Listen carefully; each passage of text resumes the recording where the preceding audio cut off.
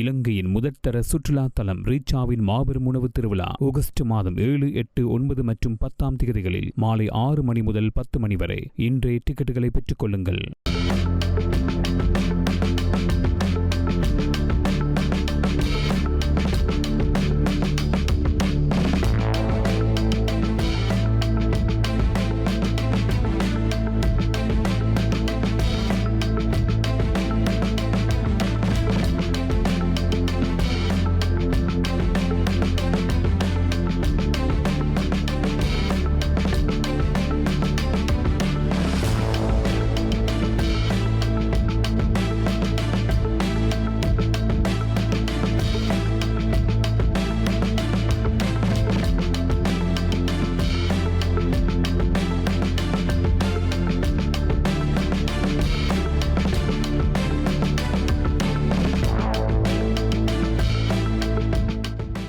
நாட்டின் தொழில் முனைவோரை தற்போதைய அரசாங்கம் தவறான வழியில் வழிநடத்தி ஏமாற்றி வருவதாக சர்வஜன வலய கட்சியின் தலைவரும் நாடாளுமன்ற உறுப்பினருமான திலித் ஜெயவீர குற்றம் சுமத்தி இருக்கின்றார். தேசிய மக்கள் சக்தி அரசாங்கம் ஆட்சிக்கு வருவதற்கு ஆதரவளித்த தொழில் முனைவோர், முதலீட்டாளர்கள், இளைஞர்கள், தொழில்துறை பிரதிநிதிகள் மற்றும் பல்வேறு சமூக குழுக்களின் எதிர்பார்ப்புகளையும் தற்போதைய அரசாங்கம் பூர்த்தி செய்ய தவறியிருக்கிறதாகவும் அவர் தெரிவித்திருக்கிறார். ஸ்ரீ ஜயவர்த்தனபுர கோட்டை பகுதியில் நடைபெற்ற நிகழ்வொன்றில் கலந்து கொண்டு உரையாற்றிய போதே நாடாளுமன்ற உறுப்பினர் திலித் ஜெயவீர இந்த குற்றச்சாட்டுக்களை முன்வைச்சிருக்கிறார். அவர் மேலும் தெரிவித்ததாவது, தேர்தல் காலத்தில் நாட்டில் பாரிய மாற்றத்தை ஏற்படுத்துவதாகவும் ஊழலற்ற நிர்வாகத்தை உருவாக்குவதாகவும் முதலீட்டுக்கு ஏற்ற சூழலை ஏற்படுத்துவதாகவும் புதிய வேலைவாய்ப்புகளை உருவாக்கி பொருளாதாரத்தை மீண்டும் கட்டியெழுப்புவதாகவும் தற்போதைய அரசாங்கம் பல்வேறு வாக்குறுதிகளை வழங்கியிருந்ததாக குறிப்பிட்டிருக்கிறார். அந்த வாக்குறுதிகளை நம்பியே பெருமெண்ணிக்கையிலான மக்கள் தேசிய மக்கள் சக்திக்கு தங்களுடைய ஆதரவை வழங்கியதாகவும் அவர் தெரிவித்திருக்கிறார். எனினும் ஆட்சி பொறுப்பை ஏற்று பல மாதங்கள் கடந்த நிலையிலேயும் தேர்தல் காலத்தில் வழங்கப்பட்ட முக்கிய வாக்குறுதிகளில் பல இன்னும் நடைமுறைப்படுத்தப்படவில்லை என்றும் இதன் காரணமாக அரசாங்கத்தின் மீது நம்பிக்கை வைத்திருந்த மக்களிடையே ஏமாற்றமும் அதிருப்தியும் அதிகரித்து வருவதாகவும் அவர் கூறியும் இருக்கின்றார். குறிப்பாக நாட்டின் பொருளாதாரத்தை மீட்டெடுப்பதில் முக்கிய பங்காற்றும் தொழில் முனைவோர் தற்போது பல்வேறு நிர்வாக தடைகள், வரிச்சுமைகள், அனுமதி பெறுவதில் ஏற்படும் சிக்கல்கள் மற்றும் முதலீட்டுக்கான நிச்சயமற்ற சூழ்நிலைகளை எதிர்கொண்டு வருவதாக அவர் சுட்டிக்காட்டியிருக்கிறார். இத்தகைய பிரச்சனைகள் காரணமாக புதிய முதலீடுகள் குறைவடைவதுடன் ஏற்கனவே இயங்கி வரும் பல நிறுவனங்களும் தங்களுடைய செயற்பாடுகளை விரிவுபடுத்த முடியாத நிலைக்கு தள்ளப்பட்டிருக்கிறதாகவும் அவர் தெரிவித்திருக்கின்றார். மக்களின் வாழ்வாதாரத்தை மேம்படுத்தி புதிய பொருளாதார வாய்ப்புகளை உருவாக்குவதாகவும் உள்நாட்டு உற்பத்தியை ஊக்குவித்து சிறு மற்றும் நடுத்தர தொழில்களை பாதுகாப்பதாகவும் அரசாங்கம் உறுதியளித்திருந்த போதிலும் அந்த இலக்குகளை அடைவதற்கான தெளிவான திட்டங்கள் தற்போது காணப்படவில்லை என்று திலித் ஜெயவீர தெரிவித்திருக்கின்றார். குறிப்பாக வெற்றிகரமாக இயங்கி வரும் சில உள்ளூர் வணிக நிறுவனங்களுக்கு எதிராக சில உள்ளூர் அதிகாரிகள் மேற்கொண்டு வரும் நடவடிக்கைகள் நியாயமற்றவை என்று அவர் குற்றம் சுமத்தியும் இருக்கின்றார். சட்டத்தை நடைமுறைப்படுத்தும் பெயரில் தொழில்களை தேவையற்ற முறையில் சிரமத்திற்கு உள்ளாக்கும் செயற்பாடுகள் முதலீட்டாளர்களின் நம்பிக்கையை பாதிப்பதாகவும் இது எதிர்கால பொருளாதார வளர்ச்சிக்கும் பாதகமாக அமையக்கூடும் என்றும் அவர் எச்சரித்தும் இருக்கின்றார். மேலும் உள்நாட்டு தொழில் முனைவோரை ஊக்குவிக்க வேண்டிய நேரத்தில் அவர்களை பல்வேறு நிர்வாக நடைமுறைகளால் தடுத்து நிறுத்துவது நாட்டின் பொருளாதார வளர்ச்சியை பாதிக்கும் என்றும் அரசாங்கம் தொழில் வளர்ச்சிக்கு ஏற்ற கொள்கைகளை விரைவாக நடைமுறைப்படுத்தப்பட வேண்டும் என்றும் அவர் வலியுறுத்தி இருக்கின்றார்.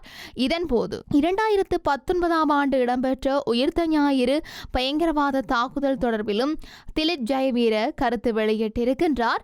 இந்த தாக்குதல் தொடர்பாக அமெரிக்கா மேற்கொண்ட விசாரணையின் முடிவுகளுக்கு தற்போதைய அரசாங்கம் அளித்திருக்கிற பதில் தனக்கு ஏமாற்றம் அளிப்பதாக இருப்பதாக அவர் தெரிவித்தும் இருக்கின்றார்.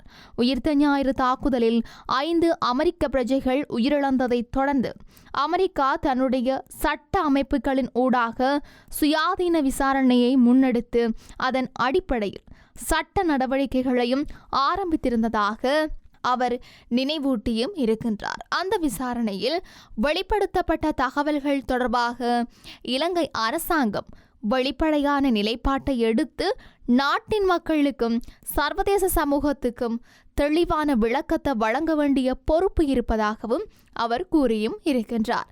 அதேபோல உயிர்த்த ஞாயிறு தாக்குதல் தொடர்பான விசாரணைகள் முழுமையான வெளிப்படைத்தன்மையுடனும் அரசியல் தலையீடுகளின்றியும் முன்னெடுக்கப்பட வேண்டும் என்றும் பாதிக்கப்பட்டவர்களின் குடும்பங்களுக்கு நீதி கிடைப்பது உறுதிப்படுத்தப்பட வேண்டும் என்றும் அவர் வலியுறுத்தியிருக்கிறார். மேலும் இந்த விசாரணையுடன் தொடர்புபட்டிருக்கிற சிரேஷ்ட இராணுவ அதிகாரி ஒருவர் நடத்தப்படும் விதம் குறித்தும் நாடாளுமன்ற உறுப்பினர் திலித் ஜெயவீர கேள்வி எழுப்பியிருக்கிறார்.